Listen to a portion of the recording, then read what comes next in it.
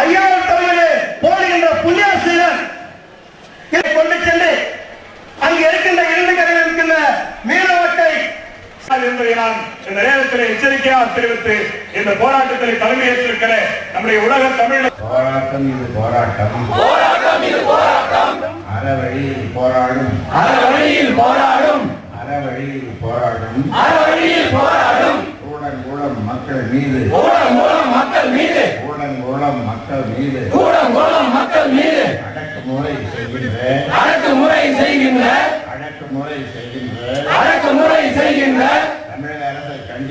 தமிழக அரசை கண்டித்து போராட்டம் இது போராட்டம் ஜனநாயக ஆட்சியா சர்வாதிகார ஆட்சியா ஓட்டு போட்ட மக்களை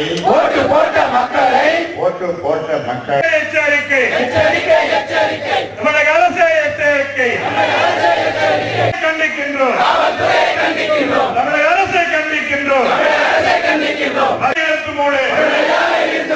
மத்திய மாநில அரசுகளே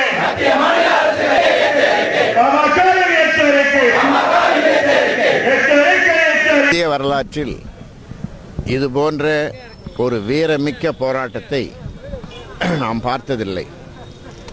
ஓராண்டை கடந்தும் 393 நாட்களாக இந்த போராட்டம் நடைபெற்றுக் கொண்டிருக்கிறது. அதிலும் இதில் குறிப்பாக 175% பெண்கள் இதில் கலந்து கொள்கின்ற இந்த போராட்டம், அந்த போராட்டத்தை அடக்குமுறை மூலமாக நசுக்கி விடலாம் என்று தமிழக அரசு நினைத்து அடக்குமுறையை ஏவி மக்களை கொண்டிருக்கிறது. கண்ணீர் புகை குண்டுகளை வீசி லத்தியால் அடித்து மக்களை கொடுமைப்படுத்தியிருக்கிறது. இதை நான் வன்மையாக கண்டிக்கின்றேன். அடக்குமுறையால் மக்களுடைய எழுச்சியான போராட்டத்தை என்றும் அடக்கியதாக வரலாறே இல்லை. அந்த வகையிலே தமிழக அரசை நான் கடுமையாக எச்சரிக்கிறேன், கண்டிக்கிறேன்.